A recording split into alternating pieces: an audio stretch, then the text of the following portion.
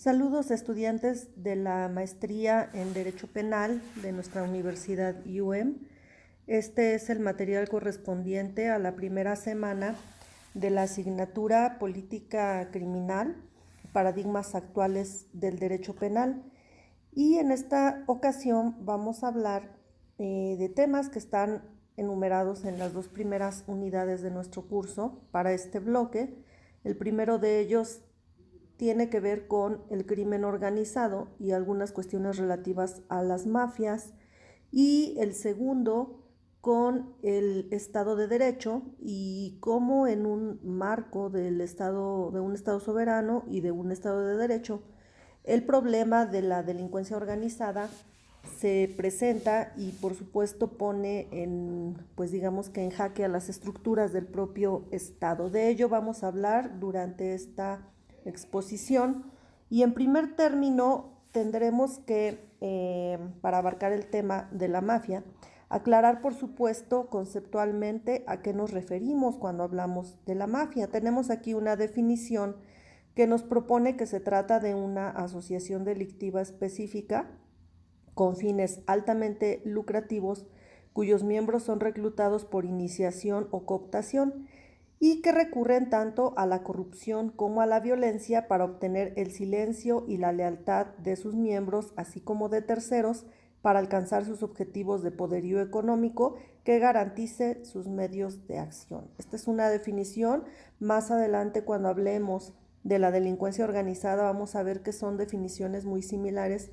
Sin embargo, sí, conceptualmente hay que distinguir a la mafia de los grupos de delincuencia organizada, sobre todo en cuestión de sus orígenes y de la evolución histórica que han tenido a partir de los mismos, que es algo que vamos a mencionar en breve. Algunas de las características que se desprenden de esta definición de mafia que acabamos de exponer las tenemos aquí enumeradas. La primera de ellas dice que se trata de una empresa criminal, ya que este tipo de grupos de mafiosos buscan lucro económico, y esto a través de su actividad delictiva generan ingresos, altos ingresos económicos, en muchas ocasiones ingresos exorbitantes, y ello es resultado de sus operaciones, sobre todo internacionales, pero sus operaciones locales también son muy lucrativas. De hecho, es por esa razón que resulta tan atractivo incursionar en este tipo de grupos. Otra característica es que para lograr la colaboración de terceros se valen de la violencia, de la influencia, de la corrupción. Esto es, se llevan a cabo fraudes, evasión fiscal, blanqueo de dinero, tráfico de influencias, corrupción política, corrupción económica, entre otros medios que comúnmente utilizan para manipular la voluntad de sus integrantes y de terceros. Otra característica de las mafias es la implantación sociocultural de carácter nuclear. ¿A qué se refiere esto? Son como una familia, un grupo. Este grupo y esta familia, que desarrollan lazos de interacción muy sólidos, se convierten en el centro y la fuente de referencia de las mafias tradicionales. En el sentido tradicional, la mafia encuentra una vinculación en sentimientos incluso de honor, de verdad, de sinceridad, de lealtad. Muchos de estos grupos también llegan a formar subgrupos que para formarse, al reclutar a sus integrantes, tienen criterios de selección muy específicos, ¿no? Y a veces estos criterios de selección tienen que ver con ciertas cualidades de las personas que reclutan, y con gran frecuencia son puestos a prueba para poder ser ingresados a este tipo de grupos.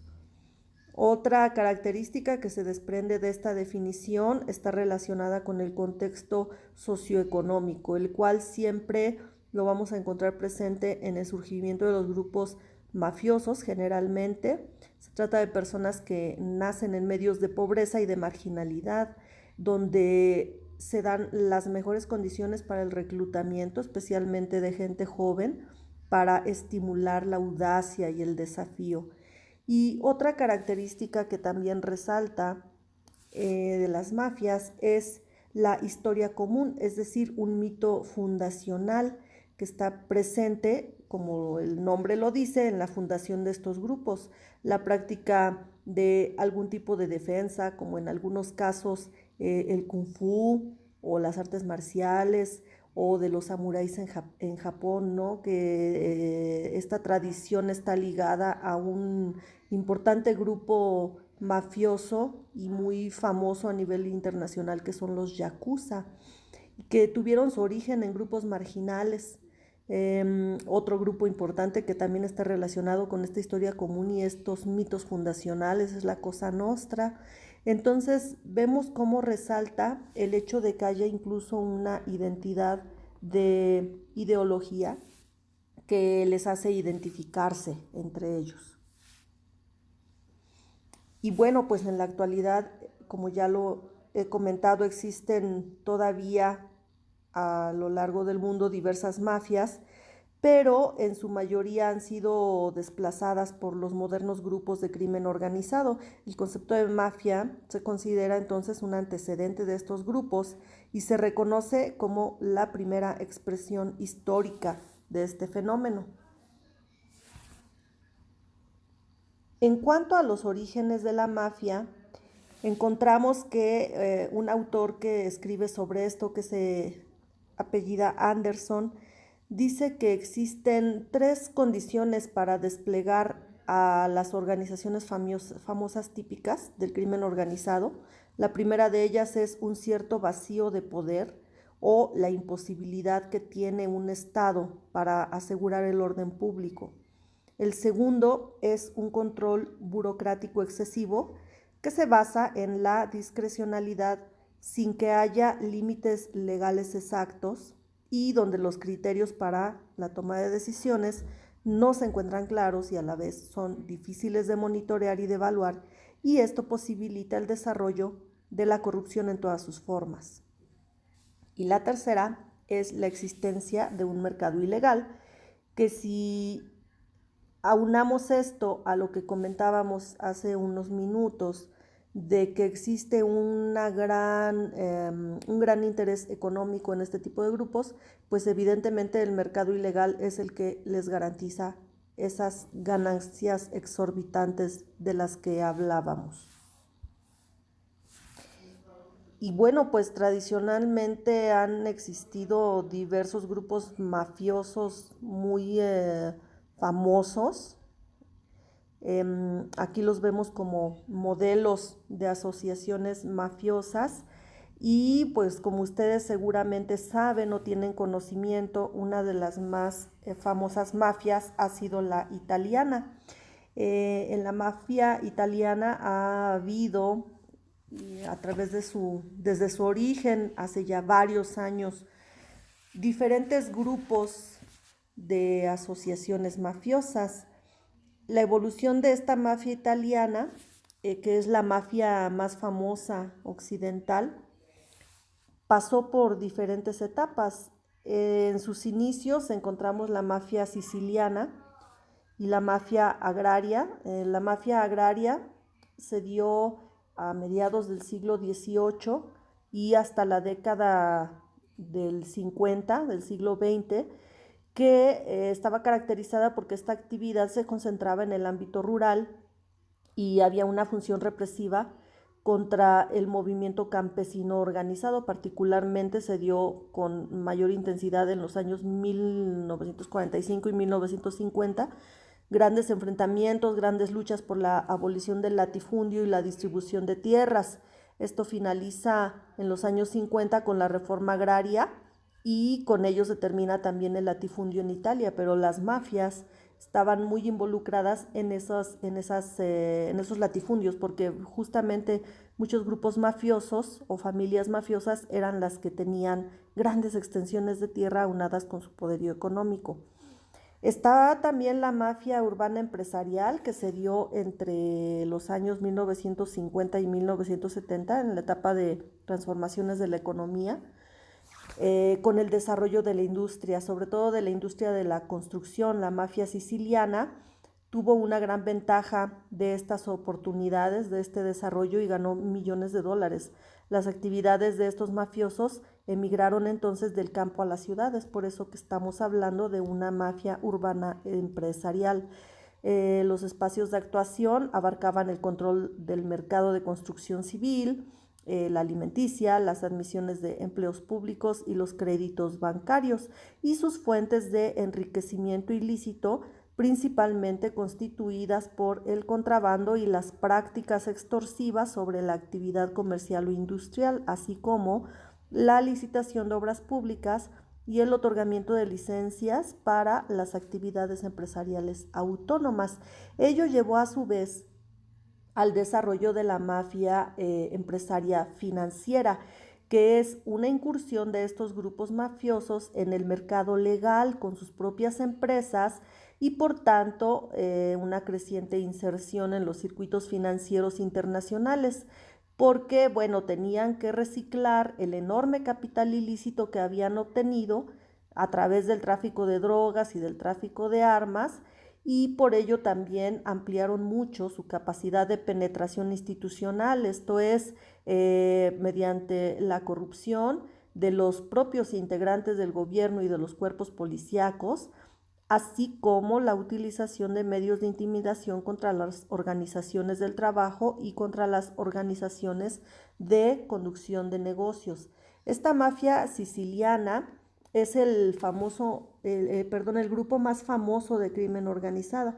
Se controlaba desde Palermo, opera en más de 40 países, incluyendo naciones que producen heroína en Asia. Esta mafia consiste aproximadamente en 180 familias y 5,000 miembros, de acuerdo con los estudios que se han realizado del tema. Y fíjense que operan bajo juramentos que al mismo tiempo son principios básicos del grupo.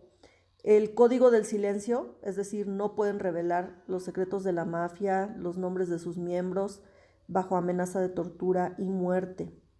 La total obediencia al jefe, la asistencia a cualquier aliado del grupo sin preguntar, reaccionar ante cualquier ataque a los miembros de la familia, evitar cualquier contacto con las autoridades que persiguen las actividades delictivas. Está también la mafia napolitana, que también es conocida como la Camorra. Esta aparece a mediados del siglo XIX en Nápoles y ellos hicieron su fortuna básicamente a través de la reconstrucción de la región de Campania en Italia en 1980, después del terremoto que golpeó la zona. La Camorra es considerada uno de los grupos más grandes de crimen organizado. Aproximadamente se habla de 100 clanes y 6,700 miembros, incluso más que la mafia siciliana que acabamos de mencionar. Esta se especializó en el tráfico de drogas, la extorsión, la lotería ilegal, el acceso a contratos públicos, el contrabando de cigarros y los pagos que recibía de otras organizaciones que se dedicaban al mismo giro. Actualmente se conoce por sus relaciones con la mafia rusa, incluso en la falsificación de dólares de Estados Unidos para su distribución en Rusia, y otros países del este europeo. La Camorra fue golpeada muy duramente cuando la policía antimafia italiana les confiscó aproximadamente 285 millones en activos pertenecientes al clan Caserta de la Camorra. Y entre sus activos se encontraban 200 edificios, 49 propiedades de tierra, 26 compañías, caballos de carreras y otras muchas propiedades. Imagínense el poderío económico que llegan a alcanzar estos grupos. Y pues también tenemos otra asociación mafiosa que es la Sacra Corona Unita, que también italiana, en la región de Puglia. Aquí el origen se da a partir de miembros o integrantes que se conocieron en la prisión y una vez que alcanzaron su libertad se radicaron en esta región de Puglia. continuaron creciendo y fueron desarrollando sus relaciones con otros grupos mafiosos.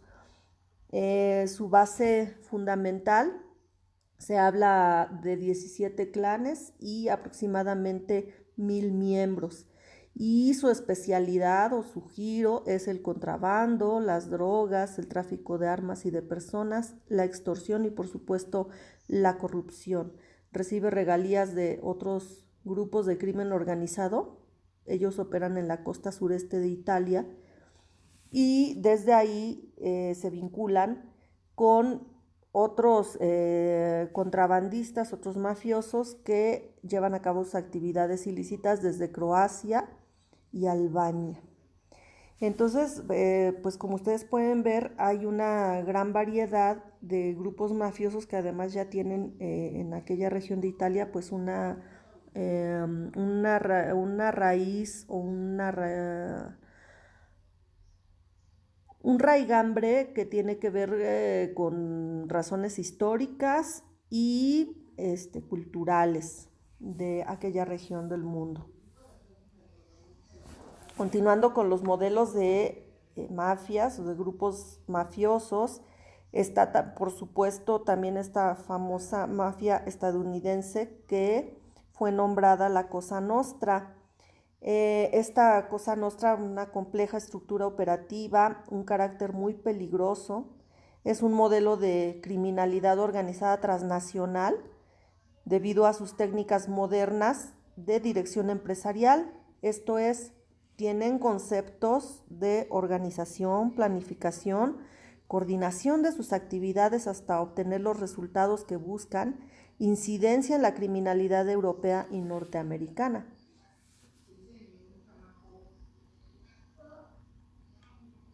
La Cosa Nostra en Estados Unidos se ha relacionado en gran medida con los movimientos migratorios, porque justamente es a partir de estos movimientos migratorios que se van alimentando estos grupos delincuenciales en Estados Unidos. Fue muy famosa, sobre todo en los años 50, 60 en Estados Unidos, y este poderío que tenían, seguramente ustedes han tenido noticia de que se fortaleció en gran medida con la etapa de prohibición de consumo y transporte y venta, por supuesto, de alcohol en los Estados Unidos. Y fue uno de los motivos por los cuales con el contrabando y la venta ilegal de alcohol lograron un gran poderío económico. En este periodo se da la integración de la mafia siciliana en varias ciudades y se expresaba esa esencia delictiva con un nivel de estructura interna determinada por un jefe, que es el famoso capo, un subjefe y soldados que actúan en territorios que se encuentran muy bien delimitados, algo así como una jurisdicción territorial. Las actividades delictivas se destinan al robo con violencia o con fuerza en establecimientos locales industriales, por supuesto el secuestro, extorsión, fraudes, contrabando de mercancías.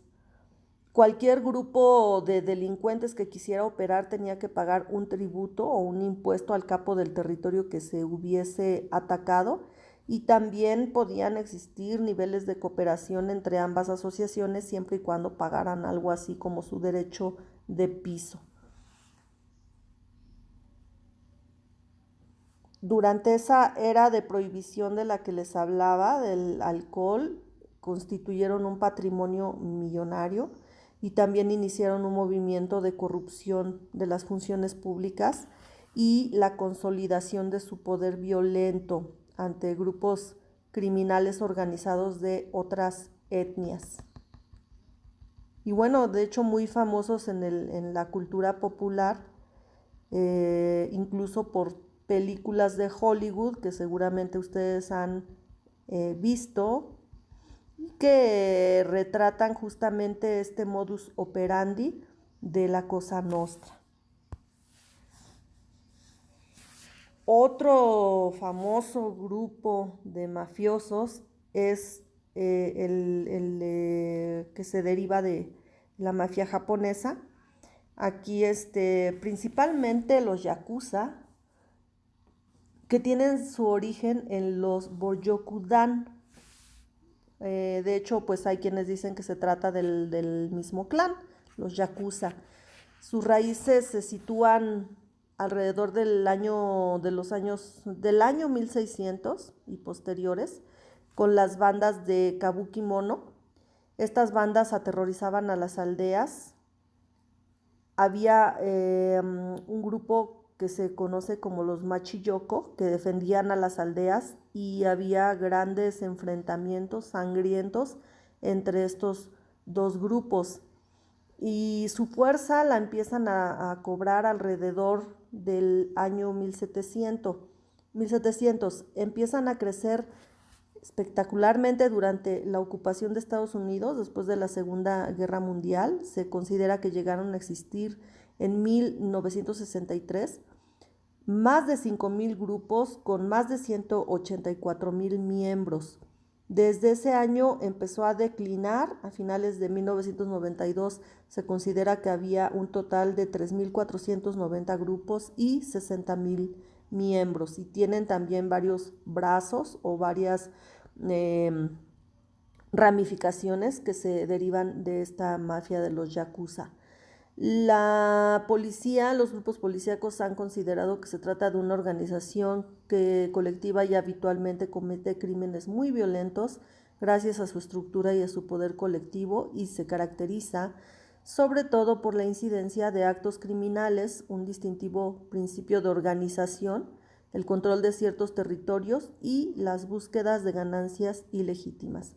Hasta 1960 trabajaba especialmente en Japón, pero a partir de este año se comenzaron a expandir, primero en Manila, en Filipinas, en Corea del Sur, en Australia, posteriormente en Hawái, en la costa oeste de Estados Unidos, especialmente en San Francisco y en Los Ángeles. Y tienen alianzas con las tríadas de Taiwán para la producción de anfetaminas, especialmente con la Bamboo Union. Operan también negocios legales como agencias de turismo y clubes nocturnos. Es muy interesante cómo este fenómeno le permite a los grupos delincuenciales justamente con sus ingresos ilegales incursionar en la industria legal. Y precisamente ahí es donde se encuentra esta enorme industria del blanqueo de dinero, que es lo que les permite utilizar esos capitales en pues tanto para sus fines ilícitos como para sus propias finalidades y actividades ilícitas. Bien, el crimen organizado no es un término que se utilice en nuestro país solemos utilizar el término delincuencia organizada. De hecho, el término crimen no se utiliza en nuestra legislación. Sin embargo, bueno, vamos a considerar que nos estamos refiriendo al mismo fenómeno, crimen organizado o delincuencia organizada, de acuerdo con la Convención de las Naciones Unidas contra la Delincuencia Organizada Transnacional, que se firmó en el año 2000 y entró en vigor en el año 2003. La definición es un grupo estructurado, no formado de manera puntual para la comisión inmediata de un crimen de 3 o más personas, que existe durante un periodo continuado de tiempo y actúa en concierto con el objetivo de cometer uno o más crímenes sujetas a privación de la libertad de al menos 4 años, establecidas de acuerdo a esta convención, y con el objetivo de obtener directa o indirectamente un beneficio material o de otro tipo. Eso es lo que vamos a considerar de acuerdo con esta convención, que es en lo que consiste el crimen organizado. El crimen organizado transnacional se trata de redes delictivas organizadas, fluidas, que se benefician de la venta de productos ilegales siempre que haya demanda de ellos. Estos mercados ilegales internacionales son anónimos y son más complejos que nunca, pues cada año generan miles de millones de dólares. La delincuencia organizada transnacional es un gran negocio, por supuesto. En 2009 se estimó que generaba 870 miles de millones por año, lo que equivale al 1.5% del PIB mundial. Es más de 6 veces la cantidad de asistencia oficial para el desarrollo correspondiente a ese año y equivale a casi el 7% de las exportaciones mundiales de mercancías. Imagínense el tamaño del fenómeno que estamos mencionando, la delincuencia organizada transnacional o internacional es altamente redituable. Pero también tiene su costo humano, porque cada año se pierden innumerables vidas a causa del crimen organizado. Los problemas de salud y la violencia que se encuentran asociados con las drogas, las muertes por arma de fuego, la carencia de escrúpulos por parte de los tratantes de personas y los traficantes de migrantes son parte de este fenómeno. El crimen organizado transnacional no se encuentra inmóvil, es una industria que siempre cambia, que se va adaptando a los mercados, que da lugar a nuevas formas de crimen. Es un negocio ilícito que trasciende todas las barreras culturales, sociales, lingüísticas y geográficas, y lo peor de todo es que no tiene límites ni reglas. Es por ello que llega a ser tan dañino para las sociedades.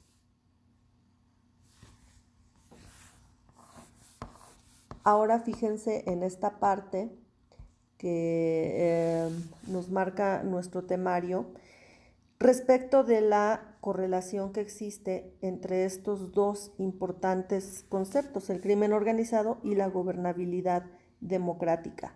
¿Cuál es esa relación? ¿Por qué el crimen organizado tiene una repercusión en la gobernabilidad democrática? Bueno, la convivencia democrática el día de hoy se plantea como una aspiración que deriva de ideales. Esos ideales son el bien común y esos ideales de bien común inspiran nuestra Constitución y muchas de las constituciones del mundo.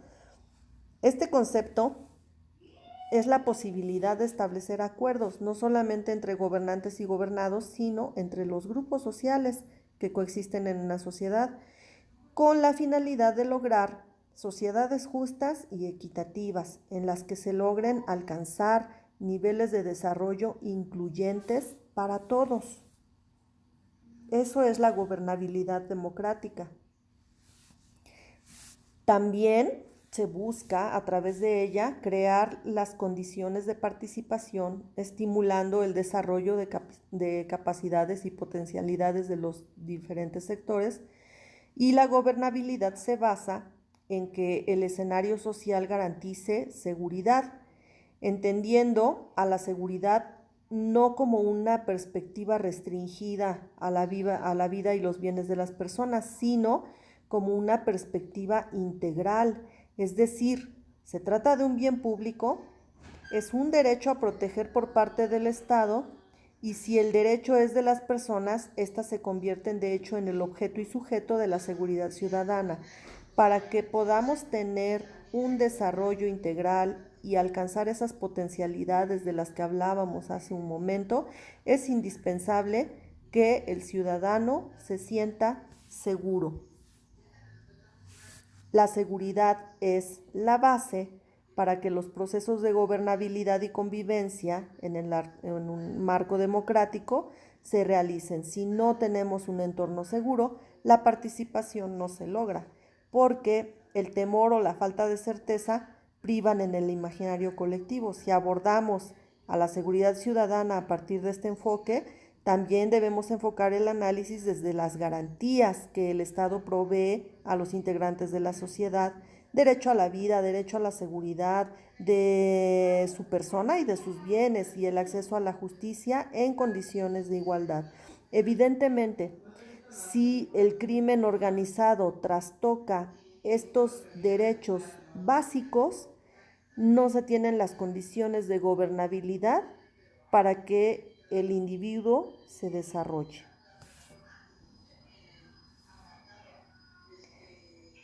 Esta relación entre el Estado de Derecho y el crimen organizado, en primer término, por supuesto, tenemos que delimitar conceptualmente qué vamos a entender por Estado de Derecho. Es un conjunto de relaciones sociales que establece un cierto orden y en última instancia lo respalda con una garantía coactiva centralizada sobre un territorio determinado. Un Estado debe ser ágil y fuerte, debe establecer las raíces para la democratización, esto es, la equidad social y el crecimiento económico, y establecer la legalidad en su territorio. Un Estado que no se rige por las leyes, un Estado cuya fuente de convivencia no sea la legalidad, o corre el peligro de convertirse en un estado caótico. Es por ello que resulta tan importante este concepto. Estos autores también establecen dos condiciones que debe tener todo país que diga ser democrático. La primera es el respeto a los derechos de las personas que se encuentran en su territorio, y la segunda es una burocracia razonablemente eficaz y una legalidad efectiva. Esto de burocracia razonablemente eficaz se refiere a que los órganos de gobierno trabajen de manera adecuada y se logren las finalidades para los cuales fueron creados, y todo ello tendrá que llevarse a cabo en un marco de legalidad. Si el Estado no cumple con estas características, pues los poderes formales o de facto establecen circuitos de poder o pueden establecer circuitos de poder que operan de manera incompatible o incluso antagónica con la legalidad territorial o el Estado de Derecho. Si los intereses de estos grupos de facto y de los grupos legales o establecidos con base en el Estado de Derecho se contraponen, evidentemente viene una coacción violenta, ¿no? Que resulta en la mayoría de las ocasiones perjudicial, por supuesto, para el desarrollo de las sociedades. Esta falta de legalidad, así como la ausencia de control territorial por parte del Estado, puede tener como consecuencia una privatización del poder, que es lo que de hecho está sucediendo desde hace varios años en nuestro país. Los derechos y las garantías democráticas no tienen un control efectivo y los factores paraestatales imponen sus normas para llenar el vacío de poder que deja la autoridad estatal, la cual se ve sobrepasada por la falta de fuerza o por la penetración de la corrupción. Elementos todos de los que se vale la delincuencia organizada para lograr sus fines, incluso en ocasiones con ejemplos tan dramáticos como el hecho de que impartan la ley, entre comillas, en los lugares en donde tienen sus fuentes de operación, y que incluso haya personas que acudan a ellos para solucionar sus problemas más allá de acudir ante una autoridad. Entonces, este tipo de fenómenos que iremos comentando a lo largo de este bloque se encuentran, por supuesto, correlacionados, pero también son de un meritorio análisis, porque nosotros como estudiantes del derecho debemos tener muy presente que este tipo de actividades, como las que se derivan de la delincuencia organizada, ponen en jaque al Estado de Derecho, y el Estado de Derecho tiene que ser la base de la convivencia social democrática. De otra manera, se corre un grave riesgo para la sociedad misma, para sus bases mismas, para su funcionamiento mismo. El marco legal en nuestro país está constituido principalmente por la Ley Federal contra la Delincuencia Organizada. Esta se promulgó el 7 de noviembre de 1996 bajo el mandato de Ernesto Zedillo, y tenemos aquí en trazos muy generales su estructura. Disposiciones generales que tienen que ver con la naturaleza, objeto y aplicación de la ley, investigación de la delincuencia organizada, reglas para valorar las pruebas y el proceso, y la prisión preventiva y ejecución de penas y medidas de seguridad. Más adelante vamos a volver sobre esta ley para ver cuáles son las principales regulaciones que contiene.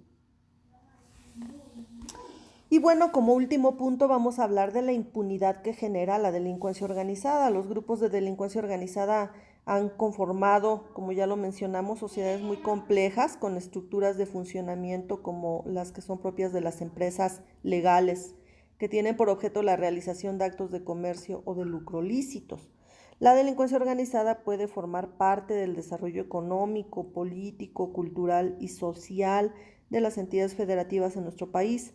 ¿Cómo lo hacen? Bueno, pues se infiltran en el núcleo fundamental, que es la familia, crean escenarios temporales y aparentes de prosperidad y de monopolios de impunidad para evadir la punibilidad de los delitos que se asocian con sus actividades.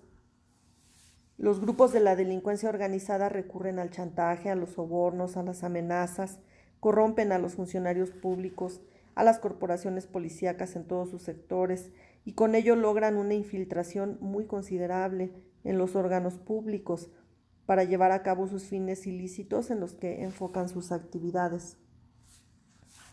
El fenómeno de la delincuencia organizada se ha convertido así en un problema grave en nuestro país, ha infiltrado en gran parte de la sociedad, ha logrado que las diferentes demarcaciones político-jurídicas sean seducidas por el poder económico y de fuego. Recordarán ustedes esa frase famosa de Pablo Escobar que dice plata o plomo, ¿no? O aceptas las condiciones que se te están imponiendo y probablemente hasta te lleves una ganancia económica o te amenazan con la muerte. Entonces, este poder económico y de fuego justamente es una de las formas de coacción que tienen estos grupos criminales, bajo la creencia de que representan una solución al problema del casi nulo crecimiento o desarrollo económico y ofreciendo a cambio casi completa impunidad. La impunidad también obedece a otros factores que operan a favor de la delincuencia organizada, como son los intereses económicos de la clase política, industrial o empresarial, porque también en estas clases política, industrial y empresarial ha permeado la delincuencia organizada, los cuales se benefician con las actividades que implica el lavado de dinero. Otro factor es la desigualdad, la falta de oportunidades, el desempleo, el mal funcionamiento de los órganos judiciales y de procuración de justicia y la inadecuada o deficiente forma de combatir el problema desde la dimensión normativa, es decir, nuestras leyes no son suficientes y no porque no sean suficientes, sino porque hay imposibilidad real de aplicarlas a cabalidad.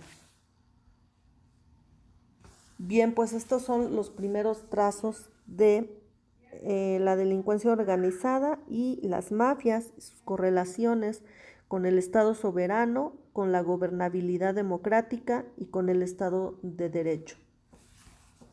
Muchas gracias. Nos comunicamos para la siguiente semana para continuar hablando de estos importantes temas de política criminal. Gracias, hasta luego.